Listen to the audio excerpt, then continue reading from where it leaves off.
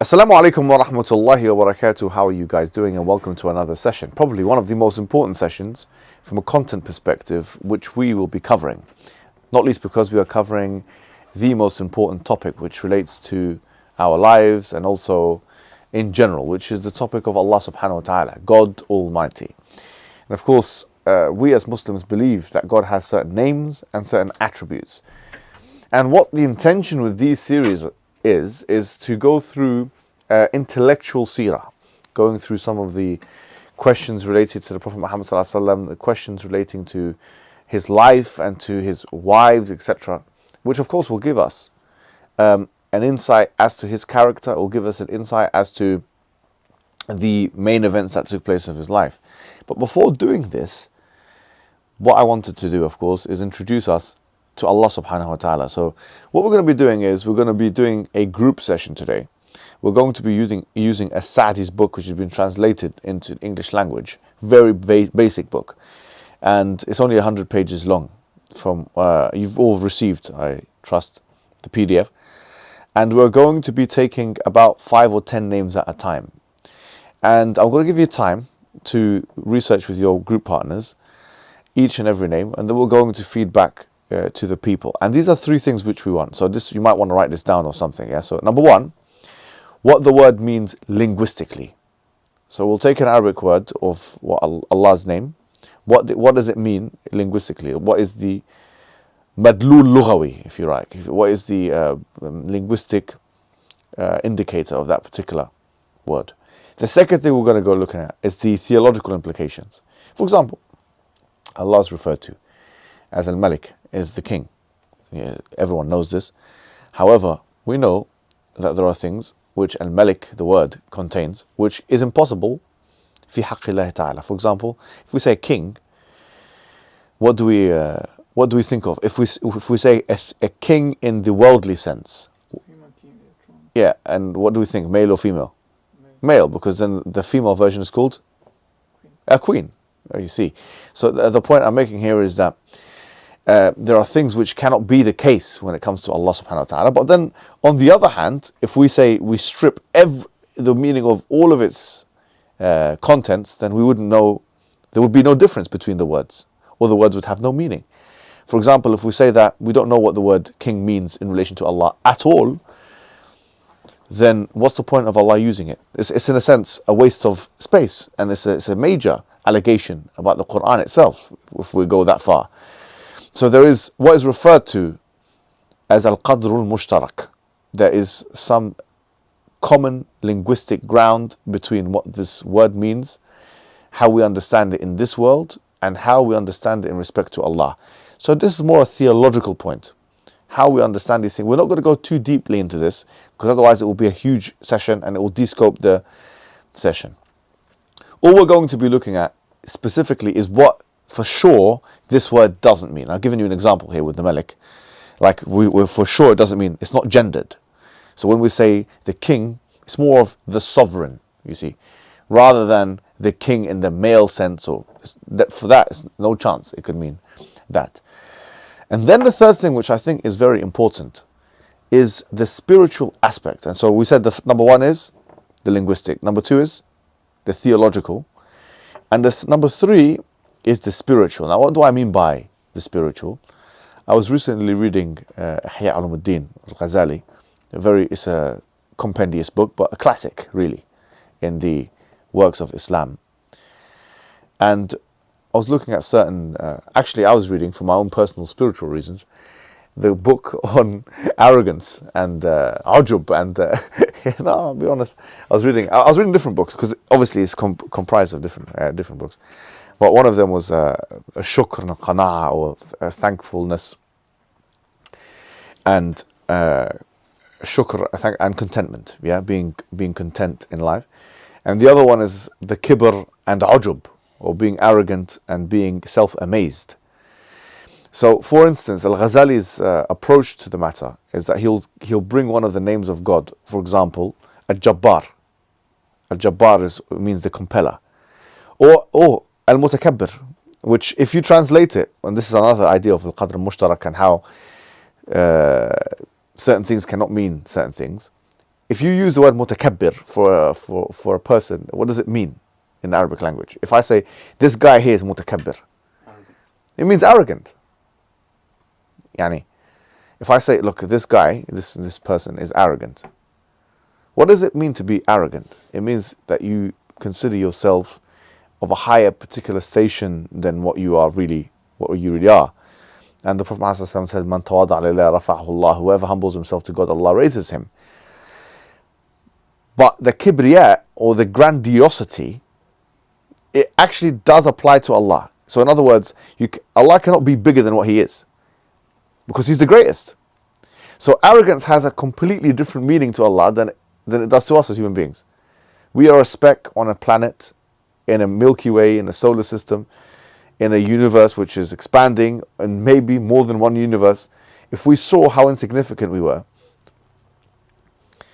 I mean, you see, we couldn't even make a case for ourselves, basically. We couldn't even make a case for ourselves. In that context, for us to think that we are immune or immortal is a foolish and deluded state of affairs.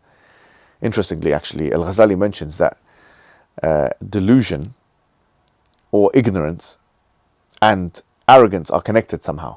Ignorance and arrogance. I never thought of it, but he was mentioning how, for example, because of this delusion. I mean, it's an interesting connection, because if you think you're bigger than you are, then you actually have a wrong understanding of the reality, which is, in essence, a foolish understanding. But the point is I'm making with the spiritual aspect here, the third one, is you take a name of God and you apply it to your own life. What does it mean to you? Like I've just given you an example of two names. Al-Jabbar, that Allah is the compeller. He compels everyone to do whatever He wants them to do. There's no beating Allah. There's no defeating Allah. At the same time, He is the grandiose, or Al-Mutakabbir. The grandiose. I'm translating it as the grandiose, for the sake of argument. But we cannot say this about ourselves.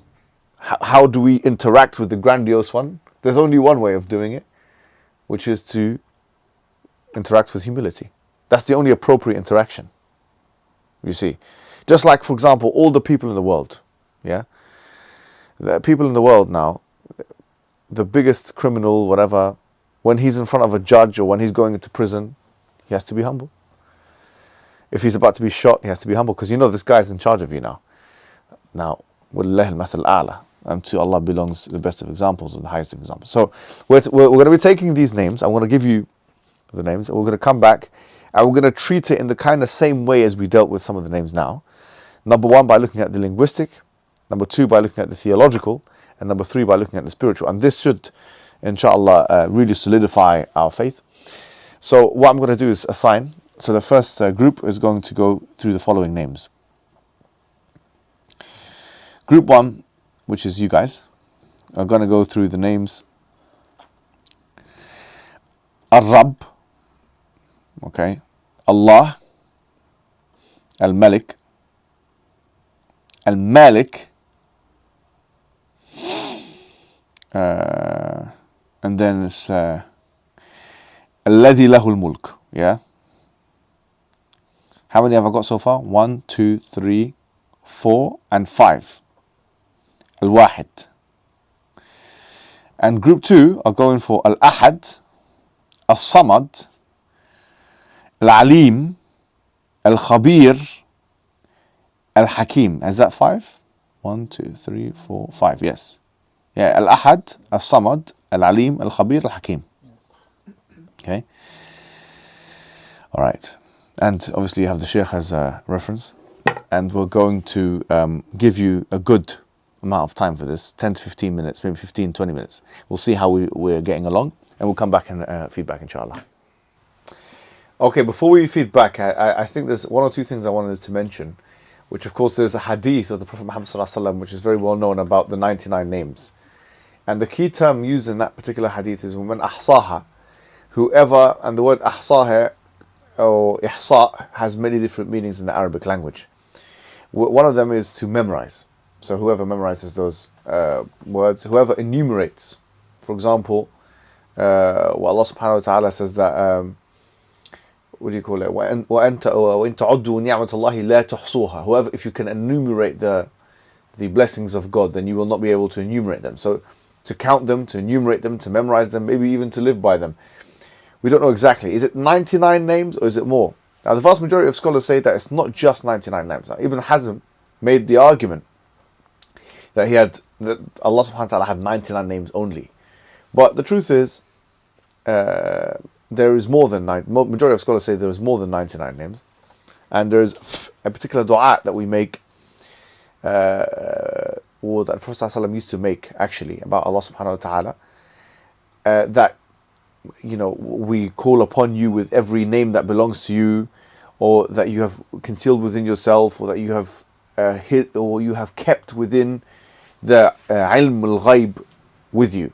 So in other words, this hadith has been taken as actually, if this is not, there are some names that we're not even privy to, which is a good and strong argument against the fact that it's only 99 names of Allah subhanahu wa ta'ala.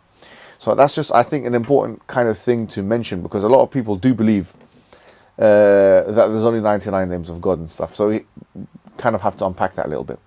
Now, let's start with group one. What names did you have, and what are the meanings of those names? So we have 5 names. Okay, yeah, starting with. The first one is Arab. Okay, Arab, yeah. Yeah, it means Arab is the one who nurtures and sustains all of his servants through regulating and governing their affairs and granting them all types of favors and blessings. Mm-hmm. This is why we use this frequently in our supplications, because we seek specific nurturing from God. Thank you very much. That's absolutely correct. Just to add to it, yep. Yeah, so Rabb is also, like you can see in Arabic, and Rabb هذا البيت, it's like I'm the owner of this house. Yeah. And obviously, as Furqan mentioned, has the meaning of tarbiyah, of like developing and nurturing. وَقُلْ رَبِّ ارْحَمْهُمَا كَمَا رَبَّيَانِي صَغِيرًا. So yeah. So you could say that there's a meaning here which is like the ownership meaning, and there's a meaning here which is like tarbiyah, which is when we say, even in modern Arabic, we say tarbiyah is, or even in the Muslim world we say tarbiyah is when you teach somebody something, when you develop them, when you nourish them, you're looking over them. Parents do tarbiyah of a child. So, and there's also the aspect of developing that person intellectually, from a knowledge perspective or otherwise. So these are the main meanings of the word Rabb. What kind of are there many theological debates with this or discussions about this word? Not really. Not really. And what kind of spiritual effect do you think this word has on you particularly? Like, have you thought about this? Yeah, so like, imagine like your parents look after you, right, and nurture you when you're young. Mm-hmm. So like, ever since you've left the womb, your mom has looked after you, like all your life. So if you think about the greatest being who, looks after your mother and the whole universe and everything, you get a better sense of, that Allah is really the one looking after you, the real nourisher. Wow, that's a very powerful spiritual point there. Fantastic. Let's go to the second name. Or should we go to group 2 first? Let's go to group 2, so we'll alternate between you, so we can see different faces, even though we've seen enough of this particular face that's going to speak right now. What's the name you've got here? What's the first name you've been given? Ahad. All right. Now, what is this word? Al-Ahad. So what is Al-Ahad? Yeah. One and only. Up to you. Beautiful. So Go ahead. Ahad, yeah? Yeah. Okay, so Ahad means the one and only, basically. Yeah. So no partners, does not beget, and is not begotten. Mm-hmm. He's uniquely one. Mm-hmm. And yeah, that's basically the meaning. Anything to add there, Ali? No. Okay. I mean, he's covered It's quite a very lot of simple, ground yeah. there, man. You know. What I would say is that there's a difference between, and we're going to cover the second one, Al-Ahad and Al-Wahid. Because, there's 2 ways of counting numbers in any language. There's ordinal and cardinal. I'm not sure if you've heard this. Have you heard this? First, second, third, fourth, and 1, 2, 3, 4. They're different, right? If you say first, second, third. Anyway, the point is that linguistically, the word wahid is possible to have a second, a third, a fourth, fifth. But the word ahad, you can't actually count up like that, just because of its morphological kind of placement. So al-ahad, even the linguistic construction, is very, very, if you want, unique, which is of course, in line with the meaning. But more interestingly, I think, that the Quran only mentions the word Ahad one time, which is in Surah Al-Ikhlas.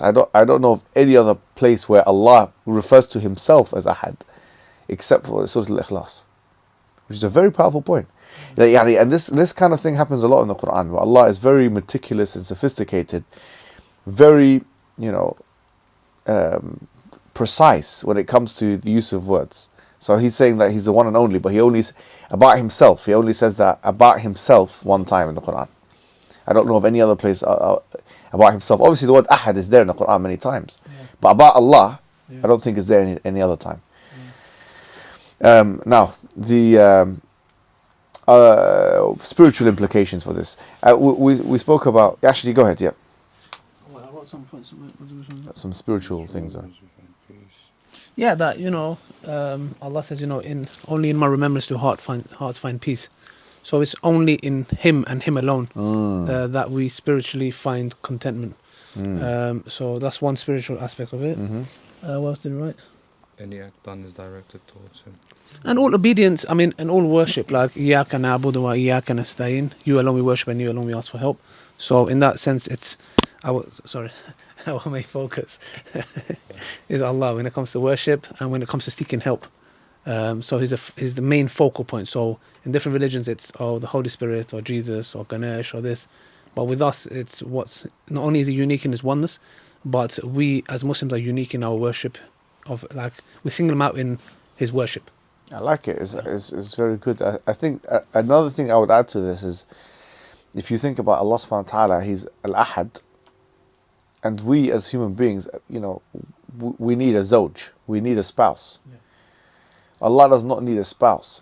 The word zawj has two meanings in Arabic language. One of them is the spousal sense, male and female, but also it can mean a pair, like for example, darkness and light. That is, in a sense, it's a zawj. It's a pair, like a synonym and its antonym. Or a thing and its contrasting opposition. So, what we're saying about Allah is unlike darkness and light. Because sometimes when people think about Allah, they think of some light. Yeah? This is not what Allah is. Allah is not some light. Allah is not some darkness. Allah is not any of the things that you're thinking in your head. He's so unique to the point where you can't imagine Him. And in a sense, that should render the human being humble, in a way. We would say it's outside our limitations. No? Yes, very good. Let's go to the next word. I think it's good. Let's keep it on the roll because I think we're doing very well The here. next one is Allah, the name. Allah, yeah. So we would say is the one and only deity, the one who is worshipped and the one who is deserved to be worshipped by the whole of His creation.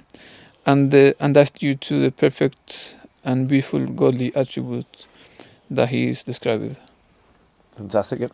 Yeah, so as we asked the Sheikh, Allah could be derived from Aliha, which has the meaning of Abida, to worship. So Allah is the object of your worship. So if you take this on a spiritual sense, the main goal, وَمَا خَلَقْتُ الْجِنَّ وَالْإِنسَ إِلَّا لِيَعْبُدُونَ. We have not created jinn and mankind except to worship Allah. So a whole, being of existence is to worship Allah. Yeah. And also, I think the Sheikh mentioned that Wallaha, it could be another, it could be derived from this as well, which can mean love. Mm-hmm. So, and also I remember in the Londoniya, talking a bit about ubudiyya, the sense of worship, and how love could be in some sense the highest form of worship. Mm-hmm. So yeah, just wanted that. Yeah, these are good contributions. I mean, certainly there has been some discussion about whether it's a derived word or it's jamid or it's not non-derived. We don't want to go into that kind of discussion now, but we're choosing here as a group, let's say, for sake of argument, this idea that Allah comes from the Arabic word which means basically to worship, or the thing which is ma'luh, something which is worshipped, some object of worship. And so this is an important thing. There's not much theological controversy around this word. There's not much discussion. There's linguistic controversy, as we've discussed, but theological controversy, not as much. In terms of spirituality, now this is a very important question. What kind of spiritual impact does it have on you? Basically what I just mentioned. So, if everyone to a certain extent is following some sort of ideology, worshipping something, but who's the one that's really worthy of that? Mm-hmm. And kind of free yourself when you connect yourself to Allah, and you know that servitude is in a sense some freedom. It's beautiful. It's not connected to the world. Yeah, excellent. Yeah. Which reminds me of, we talked about it at length, but there's a particular ayah in Surah Al-Zumar.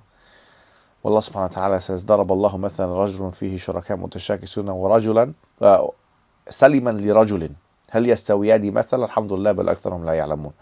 Which is that Allah has struck forward a parable between two men, one who has multiple slave masters and one with only one slave master. Are these two comparable in similitude? That praise be to God, and that most people will not understand. So this is, I think, really important. That true spiritual liberty comes from slavery, which is a counterintuitive irony. Nevertheless, it's something which is a reality. Next word, next name of Allah subhanahu wa ta'ala. Samad. Yes. Self-sufficient. Yeah. Allah is self-sufficient. Everything relies on Allah. Allah relies on nothing else. Beautiful. And that's the main meaning of it. Beautiful, excellent. Any theological debate? There was some level of theological debate. If someone remembers what we spoke it's about. more like the contingency argument that we say is necessary. Everything relies on him for their existence, and he relies on nothing. He's necessary. Yeah. Contingent. I mean, to be honest, absolutely. And the thing is, people that don't like the idea that Allah is wajib al-wujud, because some people have contention with us using this terminology. They say this is the terminology of the falasifa, of the philosophers and so on. I mean, this is what we're talking about. I mean, this is the closest thing in the Quran to giving the same kind of meanings as wajib al-wujud, which is the necessary existence. And to be honest, from what I remember reading, and the Sheikh can correct me if I'm wrong, but this is something exactly what Ibn Taymiyyah mentions. You know, he mentions, after speaking about, I think it might have been in Sharh Aqeedah al-Isfahani, but after he mentions, the arguments for the necessary being, he says, and this is the meaning which is understood by as-samad, etc. So the idea of as-samad and the necessary existences, there is one linguistic thing which we spoke about, the thing, الذي لا جوف له. Which, do you want to add to that, Mahdi? Oh, I think was Ibn Abbas, Sheikh, that mentioned this. So Ibn Abbas mentioned that its meaning of samad could mean la jawfa lah. So Allah has no sense of hollowness, or has nothing that's hollow about him. Yeah. So, but the controversy was like, yeah, because something which is hollow requires something to fill. There's an implication that it requires something to fill it, or something which is, non-hollow. It's almost complete in a sense. So obviously there's an issue here. This is tashbih now. Now you're going into the realm of thinking about the creation and stuff. But we're just using these as analogies, really. They're in the realm of analogy.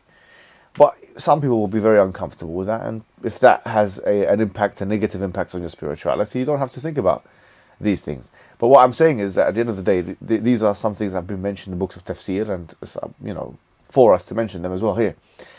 But the point of as-samad is, I think, a very, very, very, very important thing.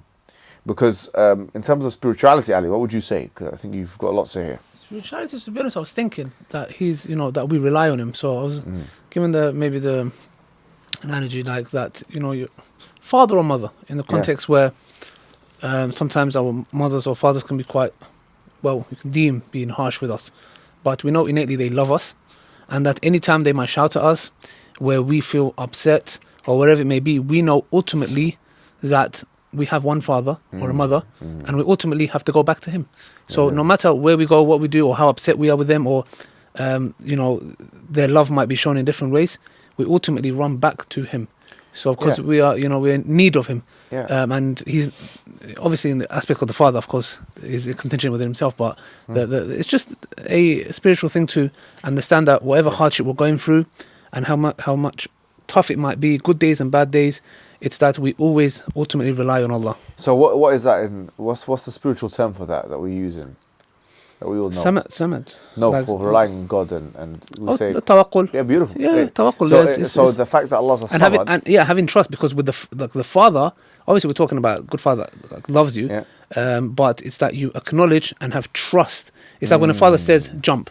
I know my father. Would he let me fall? No, he wouldn't. I have trust in him, and I let myself go. Yeah. And ultimately I rely that my father will catch me, and if he doesn't, he knows the reason why he's not catching me. But you know what? When I fall, I learn a lesson. This is the point here. Like, for example, let's say we've all taken a plane ride somewhere, right? Yeah. And we've all been maybe under the knife. Most people here have been under the knife. This is my guess in terms of surgery, yeah, or the dentist or whatever. And these are very big things to entrust someone's life with. Even going on a bus is a big thing. How do you know this guy's not going to go like this and turn and you can kill everyone, you know? If he's having a bad day, you don't. The point is that we have a certain level of trust. I mean, I have to go on the elevator almost every single day. And I have to have a certain level of trust here on the engineers that are, you know, the architects and the engineers that put this elevator into place and are operating this elevator. So the point is that when you're on a plane now and you're trusting on the pilot to do his job competently, or the surgeon to do his job or her job competently, then the more competent someone or something is, the more trust you should have. The more deficient they are, the less trust you should have. But what of someone that is the most competent and the most powerful, and that doesn't depend on anyone else or anything else? So logic would dictate we should have the ultimate trust with that particular entity. It's funny, I was watching actually Joe Rogan recently. Of all people, I think you should make a reaction video on this. I think you already did. No, there's another segment. Then I'll do that. That you have to, you know. So, you know, not you just learn here. Sharing is caring. You don't just learn here, but you also Do reaction you videos. do reaction videos. You get But what I was going to say is that he was saying something. He said, like, these Dagestani fighters, yeah? And he said, these Dagestani fighters, he said, it's not just enough for me to think that they have a very, you know, particular lifestyle and upbringing. He said, I think it's something to do with their ideology, that they believe that the plan of God is all actualized, why they are successful in these contexts. He said that. And that's the point. Like, if you open up the doors of possibility, like if you believe that Allah is in charge of everything and that He is a Samad, you know, everything becomes possible. Like everything within reason, obviously, and logical reason. But we are meant to really internalize this idea. And if spiritually, you become very brave if you internalize this thing. You become very strong-willed. You become very courageous. All these kinds of things are there. And you lose anxiety, in fact. Yeah. Today, one of the modern problems is anxiety. Yeah. And it's a lack of tawakkul. exactly. If you think about it, it's a lack of trust. It's a lack of not knowing. And that's very interesting because before coming to Islam, like I would speak to a lot of like, myself and others, we would, even the fact that, and I think it's such a blessing, the fact that I know my rizq is written for me, it's so profound. Like from our culture that we come from, you know what I'm talking about, yeah? Is that, let's make it stereotypical, you know, I open a kebab shop, yeah? And then in Jahiliyyah, before Islam, somebody opens next to you, bro, it's all chaos, yeah? And it's like, oh, it's my competition. In Islam, the concept that we have now, it's, I know if 100 kebab shops open next to me, my rizq is written for me. Now, it might sound funny, but the thing is this, to go to sleep and to know that what is written for you is going to reach you, and that's why some of the scholars said, I don't know who, they said, if the non-Muslims knew what we have, they will pick up arms to fight us with it. They will pick up arms to fight us with it. Yeah, so the point is that to know, because, bro, you're not going to think of cheating, gambling, stealing, because you are certain that what is going to reach, and this is just risk. Yeah. So imagine implementing this in different aspects of tawakkul, yeah? And how peaceful, wallahi, this, you can't describe it. Only if you live it, you're like, wow. And then you look at other people who are going through like, let me steal, let me do this, let me do that and this. And they're going through all these haram means because they don't have tawakkul. And as Muslims, we don't really understand what we have. Thank you very much for that. Let's go to the next name. What name do we have? So we have three. Okay, just choose one. Just do those two. Malik and Malik. Malik and Malik. Okay, go with those two together. So he's described with the attribute of being the master, the owner. These attributes. Which one is the owner, Malik or Malik? So Malik is like is the king. Yeah. And Malik is like the owner. Okay. These attributes describe his grandeur, glory, majesty, omnipotence, and his governance. And also his Which one describes governance, do you think, of the two? Malik. Malik. Yeah. Malik? Oh, yeah, I would say. Governance, if you think about it. Oh, Malik. Why is that? Sovereignty. Yeah. Yeah. It's more now. Which Takes action on his like, creation. for example, I can own a house, yeah? Yeah. Malik. If I own a house, I'm not necessarily the governor of this house. I'm not necessarily like... Yeah. it doesn't indicate that I own a pen. I'm not going to, start imposing rules on this pen. But so I'm Malik, and أملك هذا القلم. Yeah, I own this pen. But if I have, if we're talking about, what do you call it? If we're talking about the king, which is Malik, then we're talking about we're talking about governance, in a sense. We're talking about putting commands and stuff in places. And we started off by talking about the king, and I think it's important for me to mention as well that there isn't as much we were talking about an issue in the language. Because, like, for example, the default state, because someone will say, why is it not Malika, for example? In English, you've got king and queen, and king and queen are different words, completely. In Arabic, you don't have different words for the same meaning. You have Malik and you have Malika. Malika is queen. However, Malik is king. That is the default form. So if it was changed to Malika, there would be questions asked here. Why are we changing it? Why are we making it feminine? Now, obviously, if you read the Quran as a whole, and if you understand who God is through Jam' al-Adillah, or adding all the evidences together, you cannot conclude that God is a man, therefore is a king. So this has really never been an issue. But because there's a translation issue, okay, when you're reading the book, Quran, or Islamic text, some people ask these questions. I think it's important for us to be equipped with the answer. So we've mentioned the difference between Malik and Malik. And when you know that God He owns you, what kind of implications does that have now spiritually, do you think? Yeah, I remember reading something from Ibn Jawzi, rahimahullah. So if you just imagine, like, there's like a slave and a slave master. Yes. And like, the slave is asking the slave master, I don't know what people make dua for, like, I don't know, give me a wife, give me money. You make that dua, bro. Don't do it. Yeah, you know. Don't say people. But like, the slave master is under no obligation to do that for the slave, because he owns him. Yes. So imagine Allah, He owns all of us, and you're making dua all this time or whatever you're doing. You know, you're owned, your own thing. So Allah is under no, compulsion to do anything for you. Also, is it hedonism where it's about self-centered? What does hedonism mean? It's like maximizing pleasures, or yeah. So, like, for example, I think it defeats that, because once you acknowledge that you are owned, you can't say I am my no. You're nobody. You are owned. You can't come and say I can make these decisions or I want to do this. You can't do nothing. You do what the master tells you to, and you shut up. It's funny how people act like they own everything.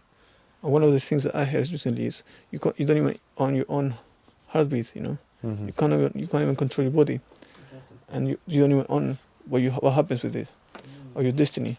So and that's the thing. One of the liberal presuppositions, actually, or individualistic presuppositions, is that one of self-ownership. yes. But it's one of the things that cannot ever be proven. How do you prove that you own yourself? You can only axiomatically declare it. You cannot prove it. But given that there's a creator of you, then in a sense, even on a capitalistic logic or free market logic, then that creator should own you, because he owns all of the fabric of your existence is due to him, and is fashioned due to existence. Can we use this argument? Yeah, because what you said, very good point. So, for example, an owner has control over the things he owns. Can we say that? Say again? An owner has control over the things he owns. Yeah, I mean, So if that's the case, if argument's sake, if somebody came and said, I not, own myself. Not always though. You can say, like, for example, I own shares in the company. I'm making an argument, because can I say to him, like, if someone comes and says, I own my body, or that, and I come and say, no, you can't stop yourself from urinating. Like, for example, try to stop yourself from urinating or not going to the toilet. If you can't do that, how do you have ownership of yourself when you can't even control that very body that needs to go to the toilet and you can't even stop it? Can we use the argument? Yeah, Does it make sense? I wouldn't put it in ownership terms. You can use it. No, but they say this. They say, I own my, this is my body. I do whatever I like, this is what they say. You can say this. What you've said there, I don't think there's a problem with it. Yeah, I don't think there's an issue. Okay, what's the next name?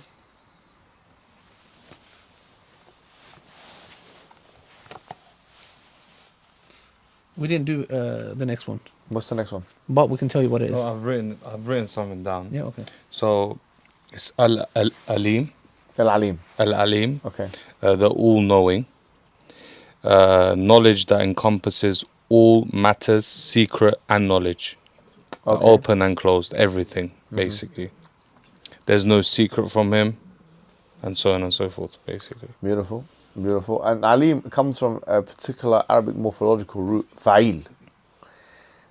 In Arabic, there's, I don't know, about 36 of them, different morphological roots that are used.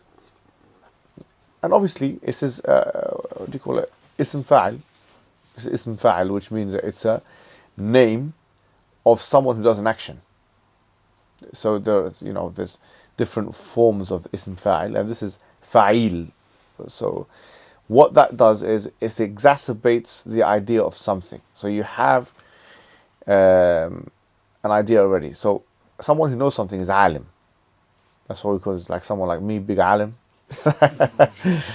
Yeah. What does Allah No, allama is interesting. We'll come to Is that. that higher than? Yeah, it's intended to, it's bolstering the status of alim. Yeah, but because it's what tajdeed and all that is. But alim is it continues it's exacerbated knowledge. It's not just alim. You just because you can be alim but have in theory you can be alim and have some deficiencies in knowledge. But when you say al-alim, it kind of cuts that idea out completely. So it exacerbates, it emphasizes the point of knowledge. And when you really think about this, and this will be my next question about spirituality, because there's not that much of a theological debate about this, but in terms of spirituality, when you really consider, like for example, I was really interested in the way that Luqman had a conversation with his son in the Quran, because he was really trying to put this idea that God is al-alim to his son. Like it wasn't just saying good, like we've just said it theoretically, God is alim, God is all-knowing. But he was really spelling it out to his son by saying he wouldn't have a mithqala dharra fi sakhra, you wouldn't have an atom's weight on a rock except that God knows what it is. The imageries and the ways that the Quran mentions how God is al-alim is a thing of beauty and a thing of stylistic magnificence. Yani, for example, لا يسقط من ورقة. There's not even a leaf that falls from a tree except he knows what it is. Or it's not even an atom that's on a rock except he knows that. What's inside of you, he knows. He knows what's outside of you. So when you spell it out, like the more you think, like for example, look at this library around us, I was watching I actually made a reaction video to it. There's this guy, he said that if you read a book every day for the rest of your life, and did you see that? You saw that one, yeah? He said you'll have like 5 or 6 shelves that you'd know, and that's like 1% of the library that he was in New York. Imagine we're talking about this library here. Maybe it's 5,000 books here. I don't know. Maybe that's a bit of an exaggeration. At least 3,000 books, let's say, in the boxes everywhere. 2,000, 3,000 books. Yeah. It won't. For me to read all of this, I'd have to be doing it full time, and even then, I probably wouldn't read every single thing in these books. Now, I'm saying that that's just one room, small room like this. When we say Allah knows all of this, like He knows what's in my notes, He knows what's in the books, He knows what's in my brain, He knows, it's too much. It's actually mind-boggling when you start thinking about that. So there are theological aspects to this that we can use. Like, for example, that there is knowledge in the universe and that the creator, the necessary being, has to be the all-knowing. You can make these arguments. I think when you were talking about like knowledge of God, the best thing to mention obviously is not the fine-tuning as classically taught, but the way that we've discussed it before. That there has to be a connection between this and that, I think. Exactly. To take the person from deism to theism, we have to give these attributes to our God. And on that point, you've also covered Al-Hakim, right? Khabir. Al-Khabir. Oh, was it you guys that covered Al-Hakim? We did cover Hakim as well. Let's start with Al-Hakim, and then, what's up to you? Which one do you want to go for first? Al-Hakim, we didn't really discuss between each other, but I'll give you the definition here. Yes. He is the one to whom belongs the highest wisdom, the one who is all-wise in his creating and ordering, the one who made well everything that he created. Fantastic. And I mean, we spoke about this a little bit. Al-Hikmah is وَضَعُ الشَّيْء فِي مَكَانِهِ الصَّحِيحِ, or putting something in its appropriate place. If you want to put it in one word, it's appropriacy. Yeah. When I say what's appropriate, what does the word in the English language? What does the word appropriate mean? To do the right thing at the right time. That's what that means. Or to put the right thing in the right place. So is it appropriate for someone to be naked in the streets and walk around? No, that's inappropriate behavior. Is it appropriate to slap your mother in the face? No, that's inappropriate behavior.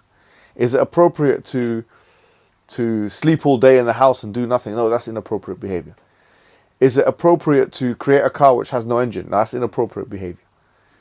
Dhulm, actually, interestingly, from what I remember, is the opposite definition. Like, you're putting something in its wrongful place. So if I put this chair on top of this thing, it's inappropriate.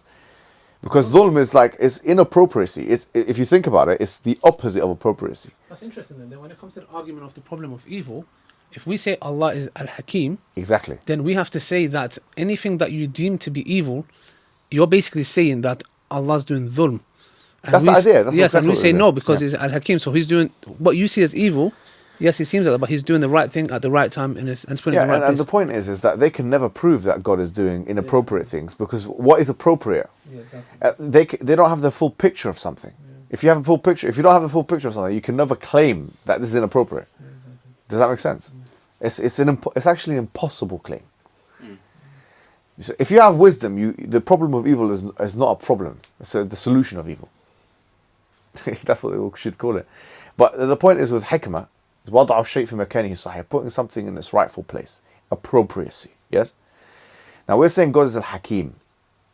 Now this is very interesting because Bassam Zawadi, I was mentioning to you guys, he actually he wrote a paper and it's an academic.edu. Yeah, it's where people like academics write their papers and stuff. And I think it's one of the only written, formal written discussions about how against deism, because we said what really differentiates.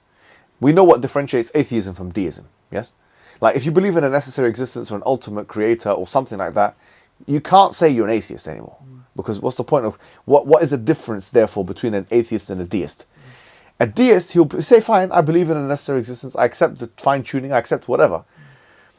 But I don't believe in a personal God that has created purpose in this world for human beings which are meant to be sentient. Yeah. So this point here is what we need to bridge. So his argument that he makes is as follows. He says that, look, the fact that you have, let's say, fine-tuning of the universe. Now, we've got our own way of discussing the fine-tuning, which isn't the scope to talk about now, which we talk about regularity, uniformity, and stability of the universe, not necessarily talk about the constants. We've got our own way of talking about that. But the fact that you've got life on this universe, and that the universe is geared through stability, uniformity, and regularity to allowing life to exist in the universe, it indicates appropriacy in action. Let's just say for the sake of argument. It indicates that entity which instantiated those dimensions in this universe acted appropriately, at least to the effect whereby it could have life in the universe. So if we have already established appropriacy for this entity, or wisdom, because that's really what wisdom is, we're talking about appropriate action, the right action at the right time, in the right place, then it's not really a jump to make. Say, well, is it appropriate, the question would be, to create a sentient being which has free will, or at least has the impression of free will from a first-person subjective experience, by saying that we cut off the determinist debate, has the impression of free will, sentience, yes, and that there's no purpose attached to that individual. And that is the Quranic argument. Yes. Just to literally to say the words you said just before, maybe so that the people watching can understand. How wise would it be for a wise creator to create without purpose? Beautiful. Excellent. Yeah. Exactly. So you see, so this is the idea. There's many verses in the Quran which indicates this meaning. Huh? أفحسبتم أن خلقناكم عبثا أفحسبتم أن خلقناكم عبثا وأنكم إلينا لا ترجعون. That have you supposed for yourself that we have created you aimlessly and that to us you will not return? This is a verse in the Quran. It's not even an argument, it's a question, it's a rhetorical question. Do you suppose that we have created you without purpose and that you to us will not return? أَيَحْسَبُ الْإِنسَانَ أَن يُتْرَكَ سُدًى. Has the human being thought that he will be left alone aimlessly? Aimlessly. And then the verses that follow, very interesting because it indicates to this meaning. أَلَمْ يَكُ نُطْفَةً مِّن مَّنِيٍّ يُمْنَى. Was he not a sperm drop that was emitted? ثُمَّ كَانَ عَلَقَةً فَخَلَقَ فَسَوَّى. Then he became a alaqa, which is like something which clings. Then Allah created and proportioned him. Why is Allah connecting these two things? One could say easily, because if Allah was able to guide a process which you can observe biologically, which means that certain things will move from point A to point B, then what do you think the guiding God that you can observe guiding things in the universe at an appropriate level, the proportions of which are inexplicable if one thinks about, is not going to give you guidance in this world from a teleological, ethical, and moral perspective? So the hikmah of God is such a powerful, powerful thing, both argumentatively and from a spiritual perspective. Because spiritually, this is beautiful. I mean, anything that happens, you can see beyond that. Like a blood happens, someone dies, your child dies, anyone dies, you go into prison. And this is the most powerful thing you can imagine. Like you say, oh, there's a wisdom behind it. God is in charge. I have to have tawakkul, going back to the point. It really bolsters the idea of tawakkul, reliance on God, because not only is he the independent one, but he's also the wise one, which means that which I'm being tested with, whatever it is I'm being tested, or have been tested with, or the traumas that I've been through in life, the traumas, they have a purpose. It's the atheist that has no purpose for his trauma. It's the atheist, the materialist, that has no purpose for his trauma at all. The Muslim, every single thing has a purpose, which we know, like you get hurt, then you're relieving a sin or something. Strange is the affair of the believer. Yeah, عجبا لأمر المؤمن. Very beautiful hadith. It's wondrous is the affair of the believer. إن أمره كله له خير. That all his affairs good. وليس ذاك لأحد إلا للمؤمن. This is not the case for anyone except for the believer. إن أصابته سراء شكر وإن أصابته ضراء صبر وشكر. If good things happen to him, he's thankful. If bad things happen to him, he's thankful as well. He's patient and thankful. So this is an important attribute. Any other names you got? Can I add something? Yes. I was going to say also, when we accept to rely on God, when we accept our weaknesses, I find that the one who accepts their weaknesses the most is the most fed. So let me explain. Look at babies, right? They know where they came from. They accept that they're weak. And if you look around them, everyone is protecting them and everyone is feeding them. Wow, that's a beautiful analogy. Do you see what I'm saying? Did you get Why do you think I brought him for no reason? You came up with this yourself, huh? No, I read it from a tafsir. Really? Yeah. Okay. Well, it's good though. I do like that. Do you see what I'm saying? Yeah. Because they accept it truthfully. Yeah. And if we actually become like babies and accept it truthfully, who knows what Beautiful. Allah could open for And us. also the ayah, like the birds that leave, there's so many that's connecting, It's just having your Well, you've got a tawakkul, spiritualist next to you, can tell you. He's course, been feeding you the answers. He's been studying underneath me. You can see the benefits of, That's good. That's really good. MashaAllah. That's good. Let's move on. Do you want to quickly rattle through these names? So we have الذي له الملك. We spoke about this and we said that we won't accept Saadi's addition of. Who are we not to, but the Sheikh has spoken. And also we said that really this idea of words which are murakkab, which is constructs. Because you have, idafa, this idea of mudaf ilay, you have a tarkib al-idafi, a tarkib al-mazji, all these kind of compound sentences in Arabic, sometimes which can have one meaning. But we're saying this idea is where you have dhu such and such, or you can have alladhi such and such. We're not accepting those necessarily as names per se, because then we'd have a huge list. Not only that, but it doesn't seem, for matters that we've discussed, linguistically plausible. We'll go for the next name. We've got only one left, and that is Al-Khabir. Yes, beautiful. It's basically the one who knows everything, and from whose knowledge nothing escapes. Beautiful. So it goes back to what we were talking about earlier. So And if yes, any other additions to that?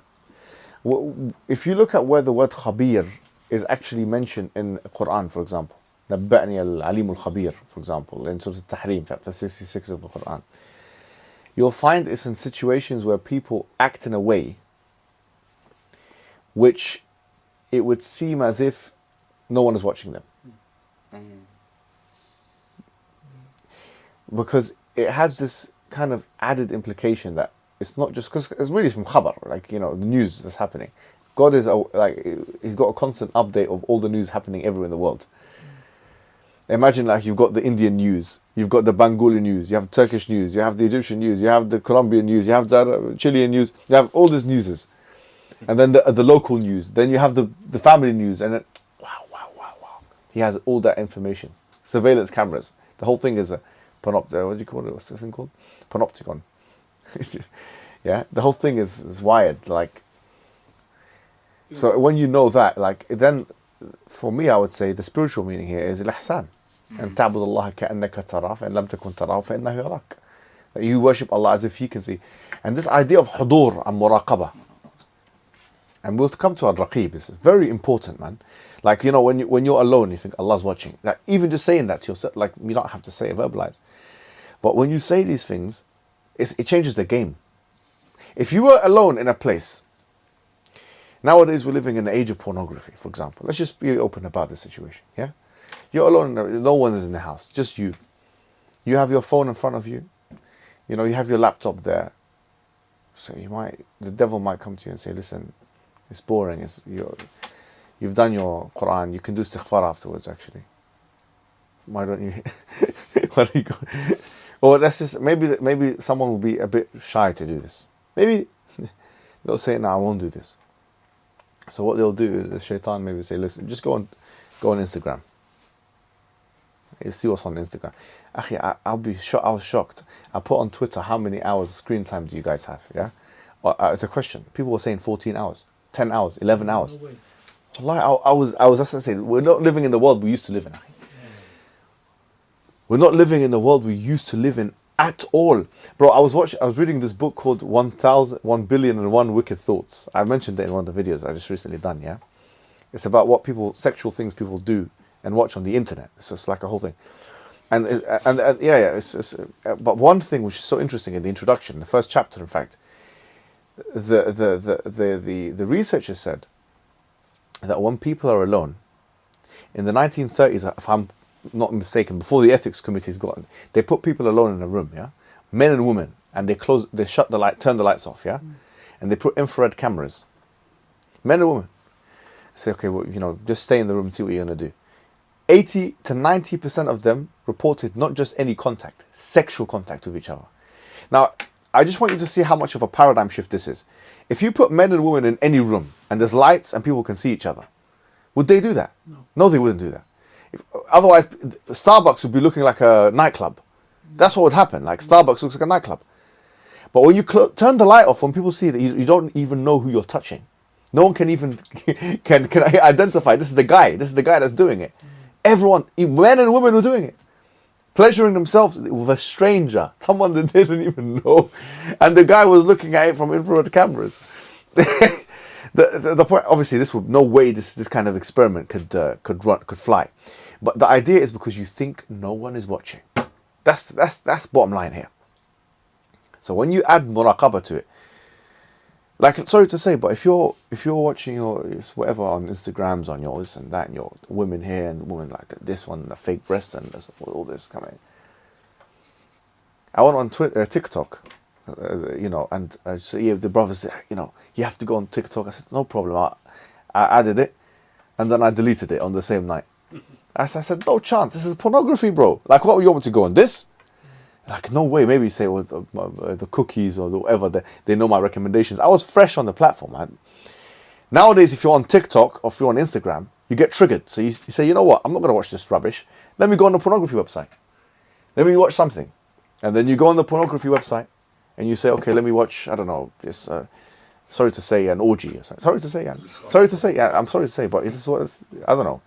And then it gets worse and worse. They say, no, forget this orgies. I'm going to start watching incest. the mother getting involved and the son. No, yani, this is what happens, and it gets worse and worse and worse and worse, and the guy can't satisfy himself anymore. And this is a situation which it could have been limited if the person believed Allah is watching him. Would anyone watch this stuff if you knew someone was watching? Or that someone, and then what? Delete, file, delete, what do you call it? Catch or whatever it is. Send to recycle bin. Or non-cognito mode or incognito mode. You think that Allah has an incognito mode for Allah? Yani, when you're on incognitos, do you think that Allah cannot see that? There's a hadith in it about the person who, I don't know, Sheikh mind about the one who basically does certain acts in his private life. Like, for example, when he's in his house, I don't know the exact hadith, but I know that the hadith just mentions that it's really severe. Like, for example, that somebody, he doesn't do that in front of the people, but when it's him and his Lord, and he indulges in very, very severe things.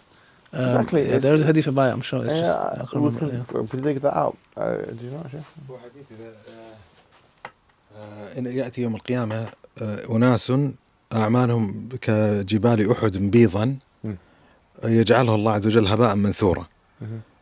قيل مما ذلك قال إنهم إذا خلوا بمحارم الله انتهكوها. So that's the hadith. يعني. Yeah, when the people on the day of judgment will come with actions or deeds like mountain Uhud in size, and Allah Azza wa Jal will demolish it completely. So the companions asked the Prophet ﷺ, why did that happen?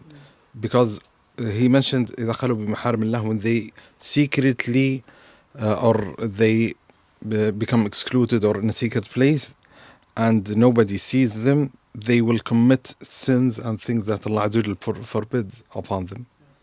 So that's and there's a hadith يعني the Prophet صلى الله عليه وسلم mentioned استحي من الله عز وجل كما تستحي من الرجل الكبير من قومك. That be shy of Allah عز وجل as though you are shy from a huge entity within your tribe or something like that.